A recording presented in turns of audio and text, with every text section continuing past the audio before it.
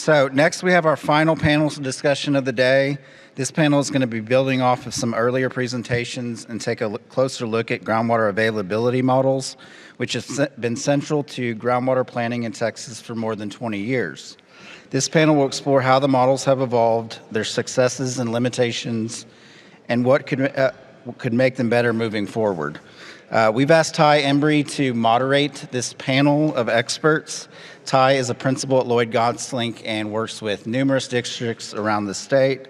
I'm going to turn it over to Ty, and he'll introduce the panel. So welcome to the stage. Good afternoon. I hope this is on. Hope you can hear me.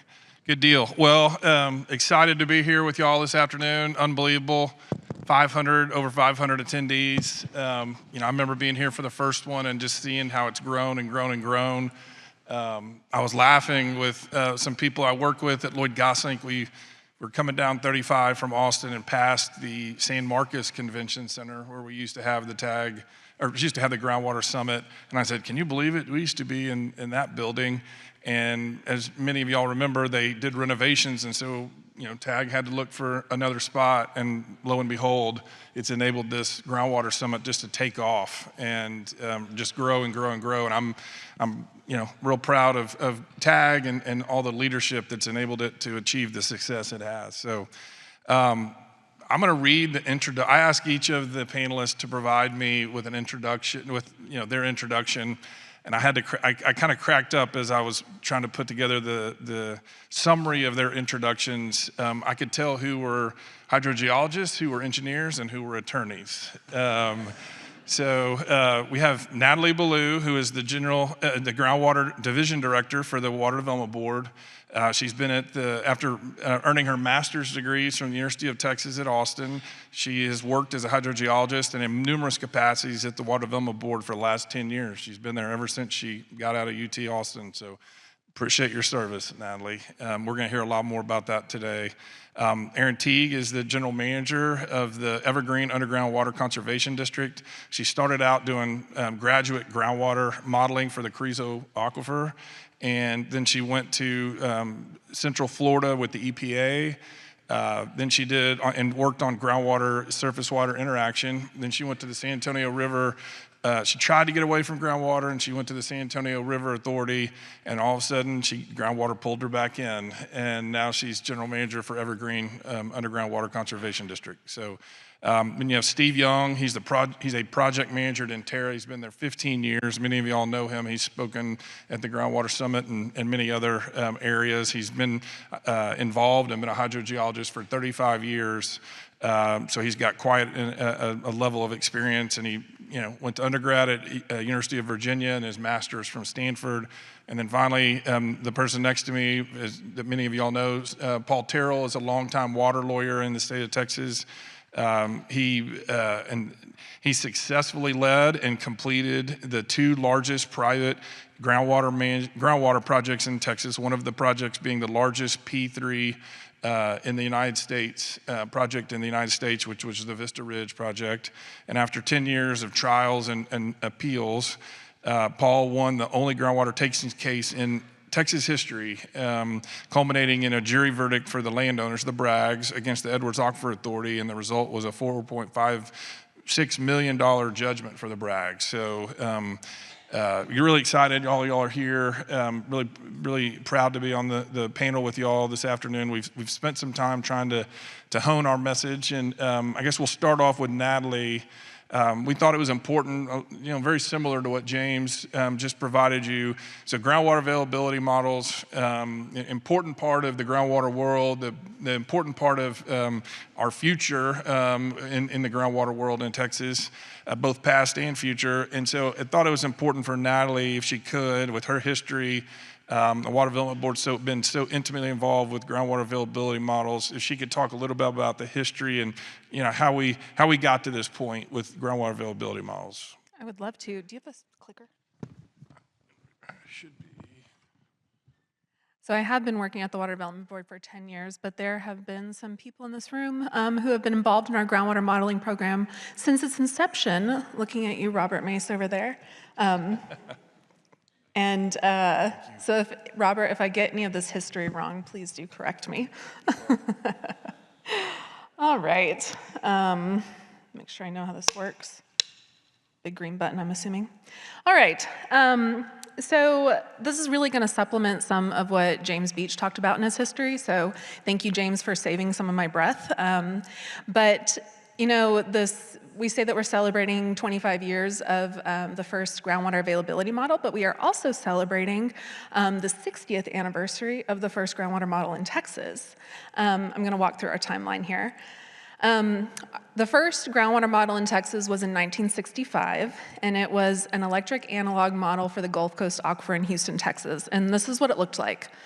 Do not ask me how it worked, but it involves electricity, resistors, capacitors most likely, and looks kind of fun to play with, to be honest. But I would say that we have come a long way since then. In that period from the 65 to the 90s, the Water Development Board created our first numerical groundwater flow model. The USGS was also working on various models. And it wasn't until 1999 that we actually developed our groundwater availability modeling program. And James mentioned Senate Bill 1 from 1997, the regional water planning process, and it also required district management plans. And in 97, we recognized that there was a need by groundwater districts and regional water planning groups to have better tools to understand their groundwater resources. So the first kind of pilot project for the groundwater availability modeling program began in 2000. And these are photos from 2003 of 3 of our modelers back then. From left to right, it's Dr. Ian Jones, Dr. Shirley Wade, and Roberto Anaya, and they are actually still on our team. And we are very grateful to have their knowledge and their experience that they've provided to us over the years. And so the actual first numerical flow groundwater model, not yet a groundwater availability model technically probably, was the Hill Country Trinity Aquifer in 2000, which Dr. Mace and Roberto worked on, as well as 2 other folks who I don't know personally. But then in 2001, we also had Senate Bill 2, which directed the Water Development Board to develop groundwater availability models for all aquifers. We had a deadline of 2004 to develop them for all the major aquifers. There were 9 at the time, and there still are. And we met that deadline, which is great. And we're about to finish our very final model, so we'll have models for all of the aquifers. We're working on the marathon that's about to wrap up. Senate Bill 2 also required districts to use GAM information in developing their management plans. And then, of course, in 2005, we had House Bill 1763. It not only it created new management plan requirements, meaning districts had to consider water budgets, which we would pull from the groundwater models, and we still do this today, for the districts to consider and include in their management plans. And also districts were required to consider GAMs when adopting desired future conditions. Now, back whenever we started the joint planning with DFCs, the Water Development Board was actually the one who would run all the model runs. We would do all these different scenarios for the districts upon request, and then we would, communicate with the districts, and then we would estimate the managed available groundwater, it's still managed back then, using our models or other methods that were available.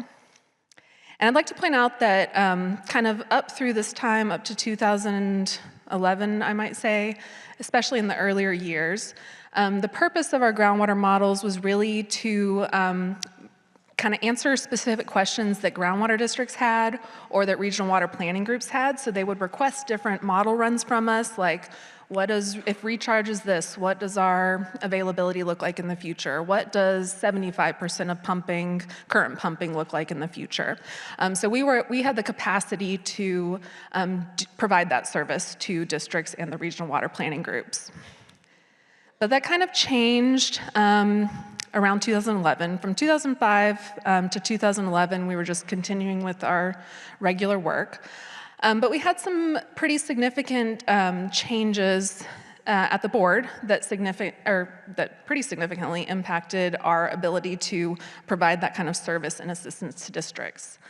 In 2009, ahead of the 2010-2011 fiscal year biennium that we have, The Water Development Board actually had an exceptional item request to the legislature, meaning we needed some additional resources.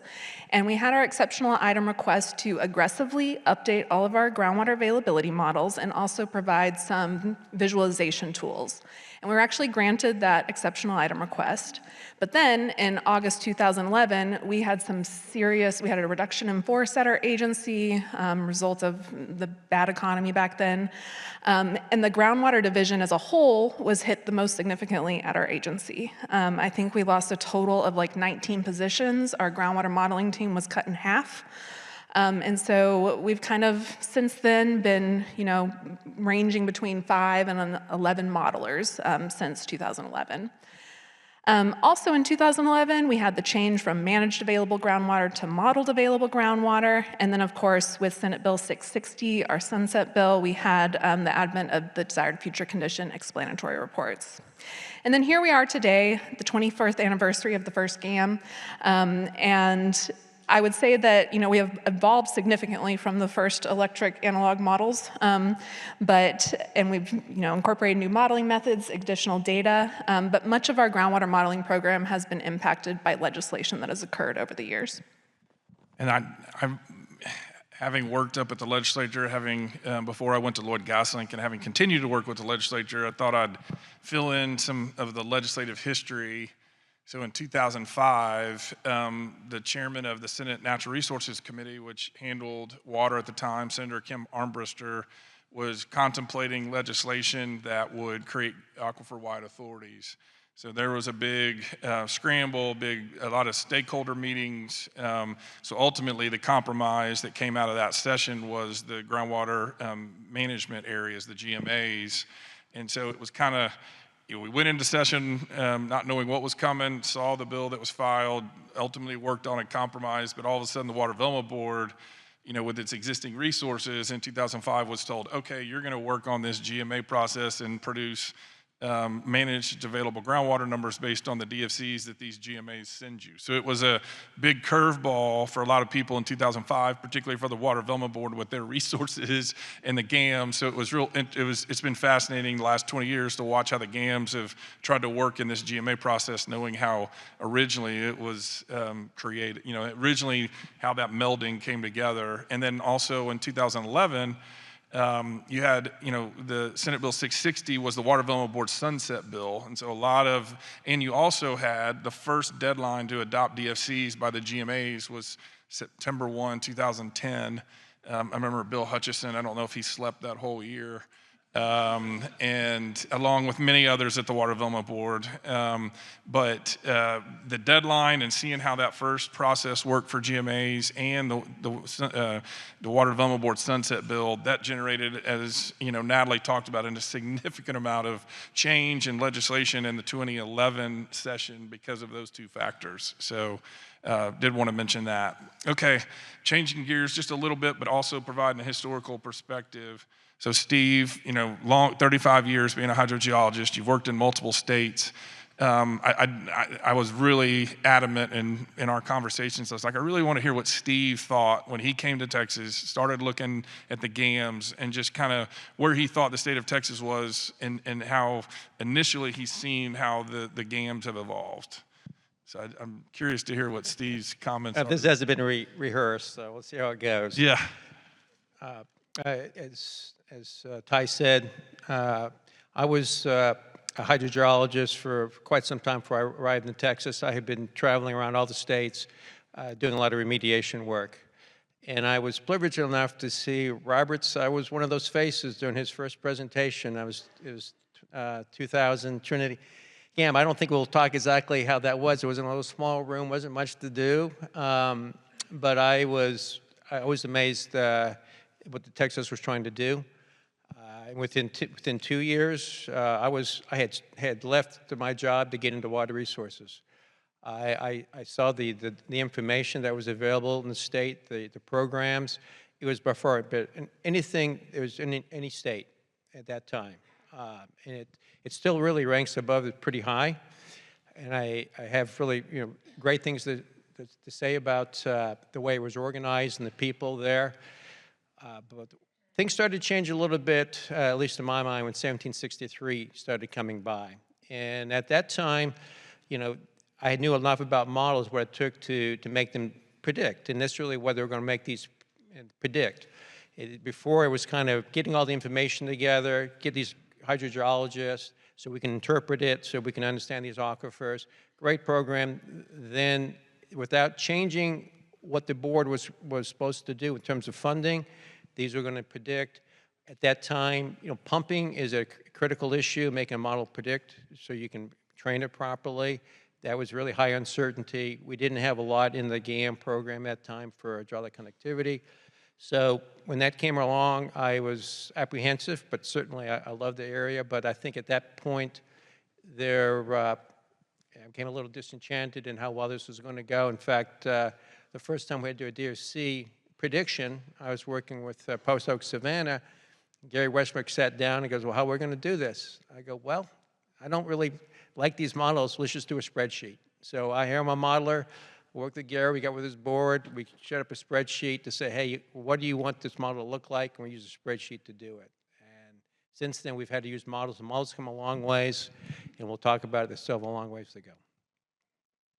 Thank you, Steve. I appreciate it. After laying that, foundation of the history and how we got today, we've got such a variety of representatives here, the different interests.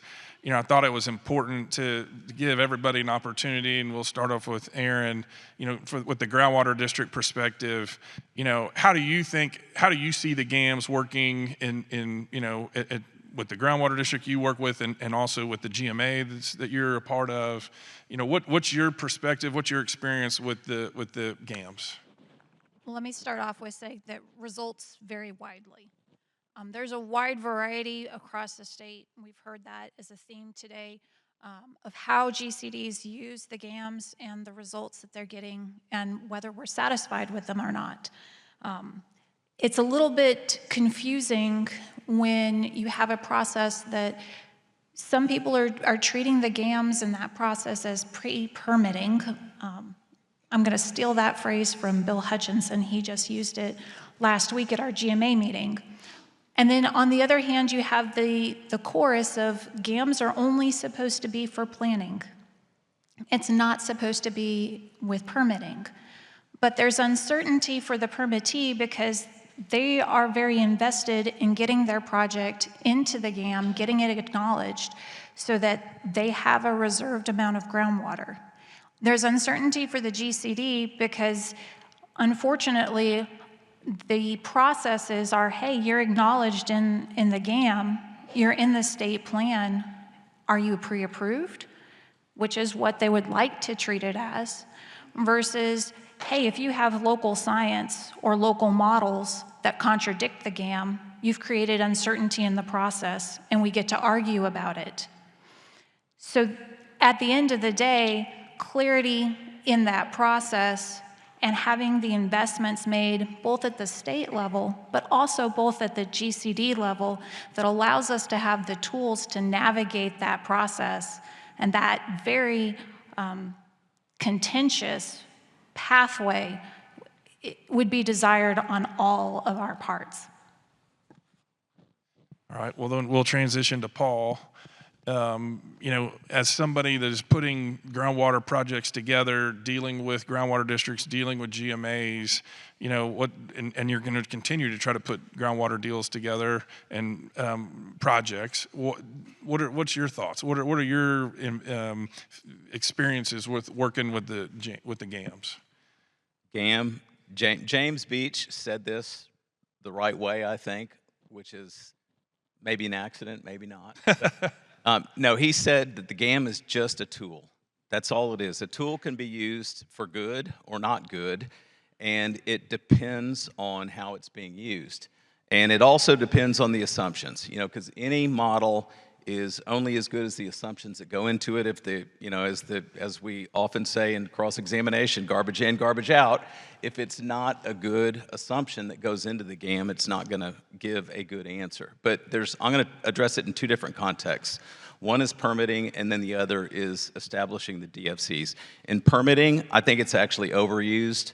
It's not useless, But because the GAM is such a large level model, regional model, it tends to be not particularly valuable for evaluating impacts. The grid squares are 1 square mile, and you can have a well that somebody's trying to get a permit for, and there can be 12 other wells in that same grid square. And so the GAM just doesn't tell you anything that's meaningful about local impacts. And so I think of course it can tell you something about regional availability, but it just is not helpful on permitting, on unreasonable impacts. And of course, for those of you that have been involved in the process, that's where a whole lot of the dispute is now. On the GAM level for DFCs, my complaint, I guess I would say, about the GAM with the DFCs is that it's underused.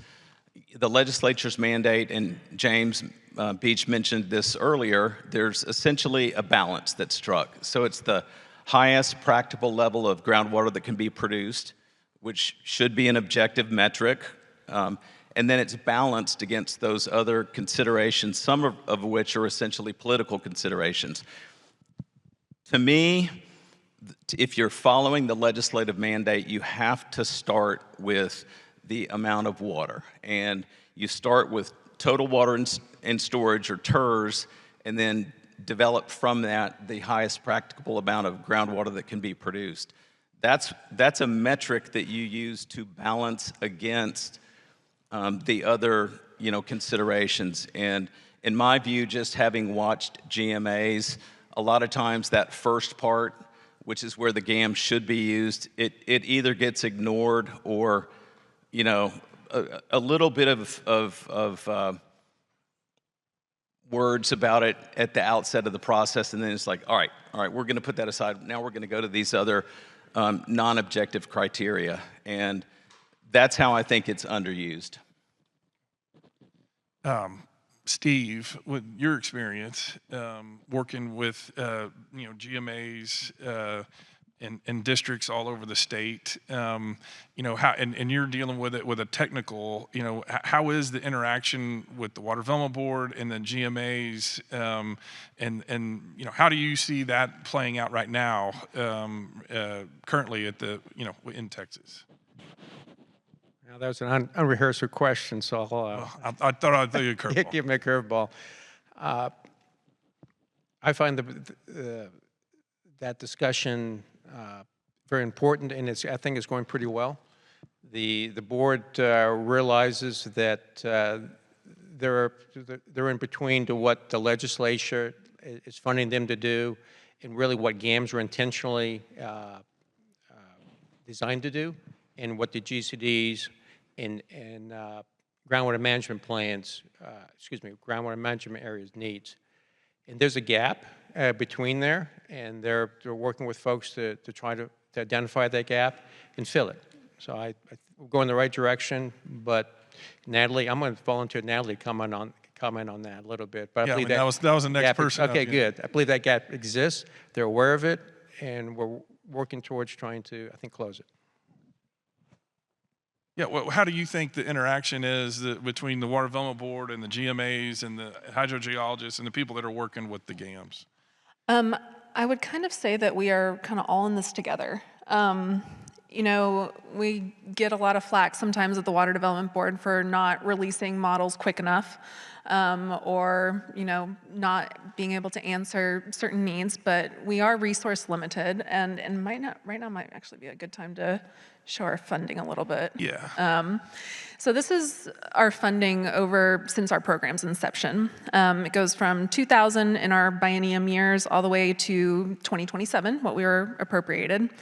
And really, our funding for contracted work specifically has not increased. I will mention that our non-contract funds hovers around $800,000 a year. So I looked back at some projects in 2001. We're paying the same amount for projects that we were back then. So because we are so resource limited, we kind of rely a lot on consultants like Steve and listen to what districts need. And so back in 2023, I think, we developed a new process by which groundwater districts could request a model update from us, if they're not next in our queue, but they could also request a model update with work performed by their consultants. So there have been several uses of this process already. Groundwater Management Area 14 used this to update their model. Groundwater Management Area 8 is using it to update theirs. GMA 13 as well. And I think that's kind of a fix right now, but of course that puts resource constraints on districts who are funding these model updates. Well, and I'm just going to kind of, I guess, jump to one of the things I was saving to the end, but I think it's sorry. appropriate to say now. One of the things in our discussions about this panel and the questions, one of the things that came true was, and I'll just flat out say it, Water Development Board needs more resources. I mean, and that's one of the goals I'm hoping for with this panel, and with having it be a discussion at the Groundwater Summit, which receives so much attention, is we're trying to put a spotlight on GAMS, and honestly, the state and Water Development Board need more money. The state needs to invest more money in the GAMS, and here we are. You saw James Beach's population numbers and economic activity growth, and we're putting stress on so many different things. Well, one of them is we've got technology that it is behind, and we need more funding to enable the science to be better. And I just think that's something that everybody should agree with, because the science is such an important part of the decision-making and policy-making process. So I jumped ahead, but I felt like that had to be said at some point during this panel. One of the things that that I deal with GAMS and being an attorney and dealing with districts and helping advise them is, I'll just be honest with you, it's a Water Development Board, it's a GAM, what's best available science? Well, I think one of the gut reactions from most districts will be like, the GAMS, the Water Development Board, the GAMS. And I guess I want to hear from Aaron and Steve and Paul, I guess we can start with Paul and work our way that way, but, are GAMS the best available science? And if so, great. If not, what can we do to address that? Totally depends on the context. So to go back actually to my previous answer, if it's a permit application that is in front of a groundwater district or it's gotten shipped to SOA, and you're trying to analyze the impacts that a well is going to have, and all of the other wells are in the same grid square, I mean, it not only is it not the best available science, it doesn't provide any meaningful answer. So in some contexts, in permitting, it can still be valuable on whether there is regional groundwater availability, but you have to understand the tool. And if the grid square is 1 square mile, it's not fine. It is not a finely honed model. So good for regional, poor for local, and it says so in the disclaimer to the model itself. On the other hand, for regional planning, very valuable. And then, of course, the assumptions that go into it are important. So if the assumptions for transmissivity, for instance, are wrong, well, the model itself is good, but the assumption is wrong, and so the answer that it spits out is not going to be good. Steve or Aaron? Aaron, yeah. Go ahead, Steve. Go ahead. I would echo that it is context dependent. Best available science is defined by the application, but it's also defined by the decision-making body. So you have to have your board adopt best available science or best available model for your processes. And in that, it needs to be an open and transparent process of, okay, what are the standards that we're going to have for adopting a best available model? And how is that to be applied? If you're going to do it for permitting, then the people who are applying for permits need to understand how you expect that model to be used and applied and what assumptions are appropriate.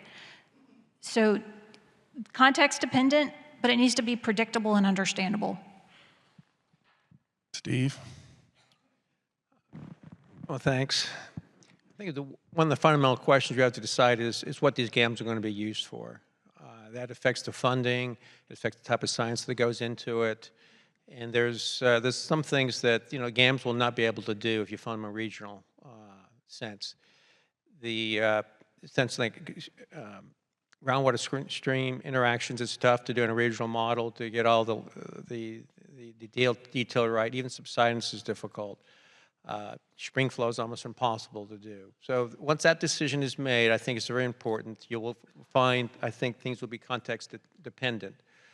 But I will also go that GAMS can be made much better. The way we are developing them, when we just look at historical flow and we're moving forward in time with one model run, historical water levels and moving forward with one run,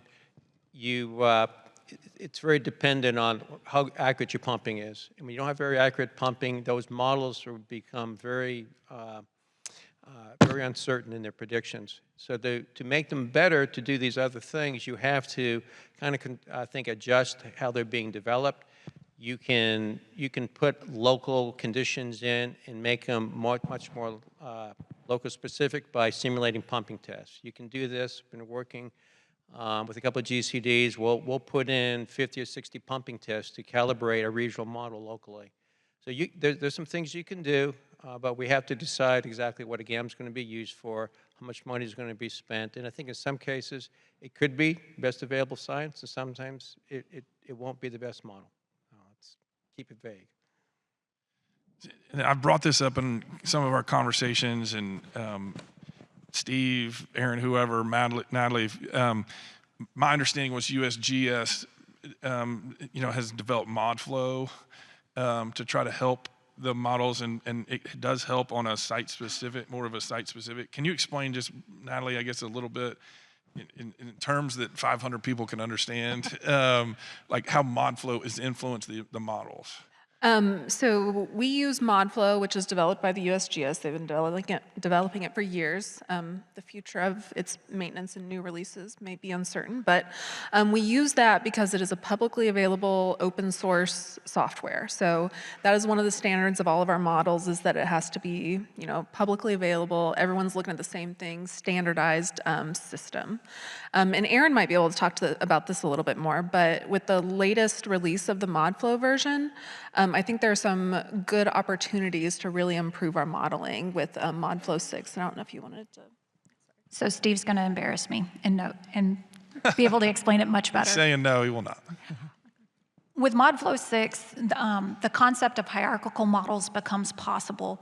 And I just realized I sounded like a nerd there. If we are able to have local models, the goal would be if you can take a whole bunch of local models that are developed by the individual GCDs or groups of GCDs, and then put them together and make them marry into a larger model, then you're able to simulate on the small scale, but pull the results that are applicable into the larger scale and be able to use the investments that are made by GCDs to get their site-specific data, but then summarize that up to the regional.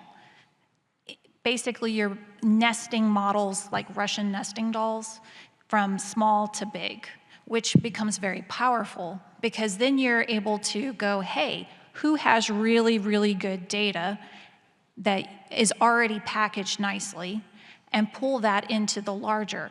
Our goal would be that we're able to make investments locally that then naturally feed up to the Water Development Board and their models to make that process easier, faster, to allow our participation in the development of the regional models to be easier. I do want to go back for a second, Natalie.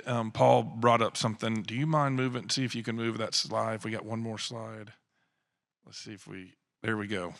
So I didn't bring this slide up. I know, Paul, you had mentioned, you were talking about the TERS, total estimated recoverable storage. And this is an example of that. And, we're kind of looping back a little bit, but I think we're doing okay on time. Can you talk about using this slide? Yes. What the point So you're making? the point of this slide, and let me just tell you what it is if it's hard to read. This is the Water Development Board's total estimated recoverable storage in the Central Texas Carrizo-Wilcox. It's basically the Carrizo-Wilcox between the Colorado River and the Brazos River. And if you go down to the bottom of it, it's 1 billion with a B acre feet of water in storage. And then, you can look at the two other figures there, the 25% and the 75%. The reason why I mention this is, one, it's just an astonishingly large amount of water. If you took every single lake and reservoir in the entire state of Texas and added it together at full capacity, which of course never happens, but just pretending, that's about 32 million acre feet. And so the water in storage in the Central Texas Carrizo-Wilcox is 30 times greater than all the lakes and reservoirs in the entire state. And the problem, from my perspective, is that in the planning process, that billion acre feet of water in storage number is either lost or ignored. And of course, you have to balance it against some other considerations, but the starting place should always be the amount of water that we're actually talking about. And so this is something that the Water Development Board did. I'm sure it could use refinement. Whether the refinement makes the number go up or down, I don't know. What I will say is that, and Steve knows this, when the permitting was done for what ultimately became the Vista Ridge project, there were predictions made, modeling predictions made, what the reduction in artesian pressure would be in the Simsboro, and then the pumps turn on, and sure enough, the models were accurate. It might have sort of slightly over-predicted drawdown, but they were roughly accurate. And so the models can work, but if you're going to do this DFC process, you have to start with what water is actually there. And this is part of that balancing process that we saw on the slide that James Beach had talked about earlier. You're saying that needs to be emphasized more. That's Paul Terrell. Start with, the legislature's mandate is start with the amount of water, the highest practicable level of development, groundwater that can be developed, and then balance it against the other considerations. Go ahead, Steve. I'll be remiss if I didn't respond to Paul on this one. Please do. I'd be disappointed if you didn't. This is very tricky. It was, I guess it came around 2005, and to look at this number, you got to break it down into really what water's in the aquifer and what the artesian pressure is. So we'll pick on Vista Ridge. Vista Ridge and the Simsboro wells, I believe there are about 2,000 feet of water pressure above the screen. So they were smart enough to go down dip with not too many wells, but you have 2,000 feet of water pressure, meaning you could have drawdown essentially going down 2,000 before you start to dewater the aquifer. So only about 2.2 or 3, it's less than 1%, it's less than 0.5% of what all that artesian pressure is in the aquifer. This is why this is a little misleading, because you're really not removing the aquifer, but you're really increasing the problems with accessing it. So you could remove just less than 0.5%, and all of a sudden your pumps have to be lowered 2,000 feet. And there's a certain limitation of how much you can pump. So the numbers are important. I will agree that for a starting position, but these numbers really need to be adjusted a lot to say, well, really, what is the practical or practicable amount of water you can actually produce from an aquifer, which is what the GAMs are supposed to be designed to help do, and they're not there yet because they're not very predictive. So when you look at this, there's a talk about going to long-term sustainable flow from pumping. That is even our harder answer. We've been working on that. But I want to make sure it's clear that the vast majority of that water is inaccessible for that. It's a true calculation. It's a starting point for people to realize, but it's also very misleading because it's their artesian head. You can't expect people to lower their pumps 2,000 feet. Well, that's an extreme case, but even 1,000 feet or 500 feet, there's got to be a limit. And that's what I think that balance act is supposed to do. And we're not there yet in having that conversation. And I feel a lot smarter because when Paul and I talked about this slide and talked about I think my answer was pretty close to what Steve just said, and the effects it has on, I kind of counterbalance, I came up with a counter argument to this slide when you and I were on the phone. So thank you, Steve. You gave me a little ego boost. Thank you. I appreciate that. Okay, so I guess. Which is totally surprising since y'all are on the same side of the issue. Okay, so I think it's important to talk about the future, and definitely each of these people up here will be part of the future of groundwater policy making and decision making in Texas, and comes from a different perspective, like I said at the beginning. So I guess, Aaron, I'll start with you. What's the future look like for GAMS? Like, in your ideal world, you can wave a wand. How are GAMS integral, or how do we use them in the future going forward? Well, I think that we first need to acknowledge that GAMS are not the only piece of the puzzle. GAMS are dependent on data, and in the ideal world in the future, I would love to see the data be more available and more usable. There's a treasure trove of lithology, of monitoring well data, of sand thicknesses, you name it out there, but it is incredibly difficult for districts to be able to actually utilize, to be able to pull that out of the dusty tomes of where it's stored somewhere and be able to process it, format it, and actually get it into a model. And then going forward, not many GCDs are able to readily just pick up a model and go, hey, I'm going to download ModFlow today and run a couple of simulations. The democratization of models to be able to use them, that would be something like a user interface or the easy button that if you have your models, you're able to input that, make changes like a normal person off the street, and then be able to get an output from it. That's a little simplistic, it's a little Pollyanna-ish, but if we were able to access the data and then be able to readily utilize the models to get an outcome, our science to policy pipeline would be much more efficient and much more accessible and understandable to the public. Thank you. Now I'm just going to go down the row. I completely agree on the data needs and the data that's just out there that's really difficult to access. I think that some focus on filling in where we have significant data gaps in terms of monitoring well locations, aquifer properties, pumping, all sorts of different data gaps continue to exist. So that's a really big one for me. But also I kind of envision a future where, all of our regional groundwater models have been updated into ModFlow 6, and it's kind of the opposite of what you were describing with the dynamic linking of models and stitching them together. But we are starting to develop our models with the really detailed geologic work that our brackish groundwater team does, so that provides us the structure in our regional models. So anyway, all of those in ModFlow 6, and then districts can then break off their little piece, refine it for their needs, and then it becomes a back and forth exchange of model updates and data and information, really. And I think that would be my future. And everybody can answer this question. I'm kind of stopping the flow, but my hope, having worked with groundwater districts for 20 plus years, and to see the number of them that have been formed, 25 to 20 years ago, and the data they've obtained over that time, I'm hopeful that will make the models better. That there's information that when the GAMS were created in 2000, that they didn't have that 20 years ahead, or I would hope, and maybe it's Don Quixote, maybe it's a wishful thinking deal, but you have 20 years of data from a lot of districts that you didn't have in those areas.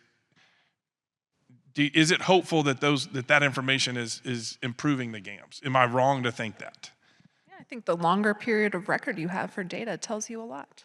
And so, are you seeing that information being incorporated into the GAM. Right. So whenever we update a GAM, we put an open call out to districts to provide whatever data that they have that will help us with our model development. So as long as districts are responding to that and giving us things that will make our models really good, we really rely on that relationship with districts for that information. Great to hear. Thank you. Steve, what's the future look like if you could wave a wand with GAMs? Well, I would be king first. There you go. There you go. The second, I think it'd be useful to have a little better communication between the GMAs and TWDB on the GAMs. It'd be useful for the GMAs to express potential concerns they have with their model, maybe even prepare a write-up to submit and work with the TWDB as a GAM goes forward in the region. Determines whether or not it should be combined with something nearby or what kind of data should be going into it. I think that's lacking. I think that would be helpful. The idea of building just a model that GCDs can grab and build into it, that's what you meet Module 6 is very useful. I think the idea of looking at the standards for the GAMs really haven't changed much since 25 years. The demands on the GAMs have become much greater. I think there's a need to just do more than just one type of run where you look at historically.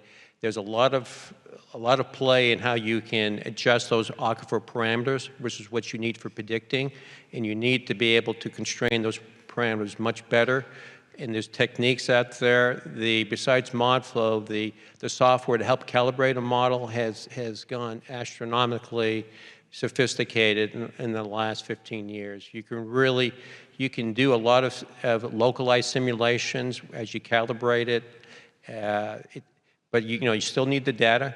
And I think if the legislature can define what they want for a GAM and get additional funding, I think the future looks promising, but it's certainly not going to happen overnight.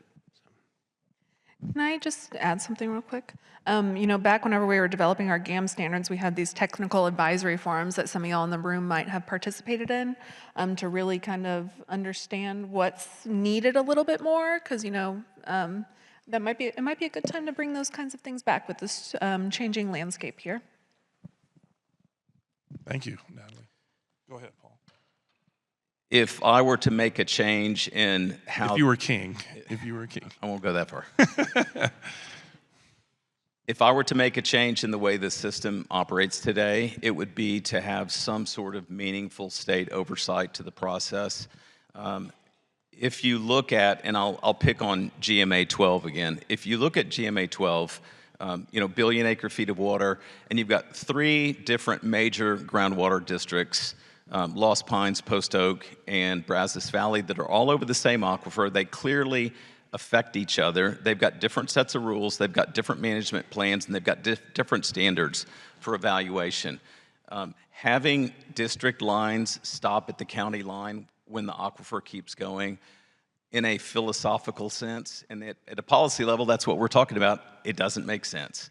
So we regulate surface water on a statewide basis with a state agency. We regulate oil and gas on a statewide basis and using field rules, but it's still done by a statewide agency. I'm not saying that Texas is ever going to go to a statewide agency to regulate groundwater, but when you don't take regional aquifers that clearly extend beyond GCD boundary lines, which line up with counties most of the time, it creates a sort of cognitive dissonance between the different GCDs, and it's only matched by the cognitive dissonance that you will sometimes see landowners express, which is if the water is coming out of my well, it's my water, and if it's coming out of your well, it's our water. And I mean, y'all have probably all seen this before. I know I have. And I guess the one thing I would add is I've been very impressed. Everybody can do more, but the amount of investment that groundwater districts have made in modeling, one of the main ones that comes to mind is the Northern Trinity GAM, that districts over the Trinity Aquifer, the investment they've put together, millions of dollars to try to build a GAM. I think working with the legislature, trying to get more funding for the Water Development Board is a huge part of the equation, but I also think districts need to invest, and they can be part of the solution, part of the equation, investing in models, that can be part of what the Water Development Board's GAM program is about. I just think that the more we can invest in science, we've heard this for years, decades, but again, I think going through this process, working with these folks on questions and talking about our panel, it just was one of the things that came away from is districts have to help the equation, invest in science, and invest in modeling. So that's a very important part of the equation. So I did want to mention that before we finished our discussion. I guess we're going to try to help the cause. I know there's one more speaker before drinks, and so We did have one question come in Okay. online. And Steve, you kind of touched on this a second ago or halfway through, so maybe you could speak to it. Is the sustainability of aquifers part of the GAM? How do GCDs consider sustainability in the DFC process? Well, thanks for that question. The sustainability is certainly, it's implied that you look at it. Each GCD looks at it differently. I think the easiest way to address it is to run the GAM out, 100 to 500 to 600 years. That was looked at in the board maybe 2011 when you were looking at sustainability, and Robert did his 10-gallon hat, or was it 5 gallons of water and a 10-gallon hat or something like that. That method there's limitations to it. It's the first stab at it, but the easy way to do it is just to run the model out longer. There's other ways, but that's the way that's been traditionally done.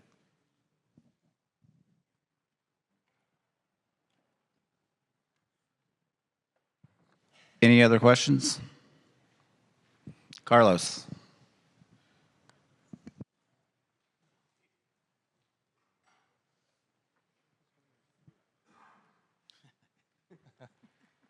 Steve, along the same lines, if TERS, and as you explained, there's a physical impossibility to even produce that water, but yet it generates so much confusion and conflict. But if TERS represents that, isn't it time that we had a corresponding bookend for sustainable model pumping? I don't know about that. I think there needs to be first a reflection of really what TERS is. And what it isn't. I think that would be the more appropriate and clearer message to send to folks. What TERS is, the bookend of what would be pumping that would be acceptable as conservation. I don't know where to begin on that. I think it depends on what area you're in and what type of water use is going on. So I'm gonna, if anybody here wants to attack that question, apparently there is, well, Paul's chomping at the bit. I'm gonna pass on that.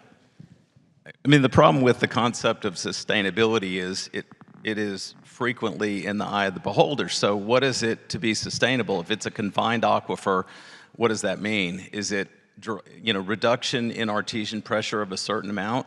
I mean, the problem when you compare that to other water table aquifers is there are large areas of the state where groundwater is going to continue to be pumped, it's private property, and the aquifer is going down. What does sustainability mean? I think that's essentially a political issue, not a modeling issue. And there are political considerations in setting the DFCs, but the point of the GAM is to not be political. It's to provide an answer to a mathematical question, or at least that's my view of it.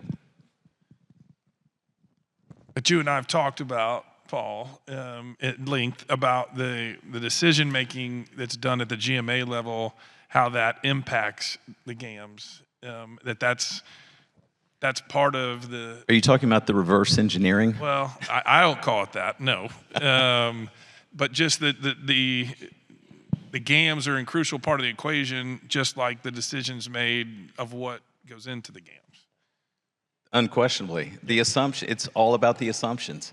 If you put in a certain number of assumptions that you know will yield an answer of X, and you want the answer to be 2X, you change the assumptions. And that's what happens a lot of times in the planning process.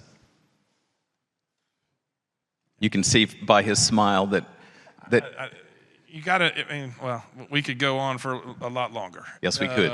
So Sounds like a great topic for the reception. there you go. Yeah, we'll take it outside.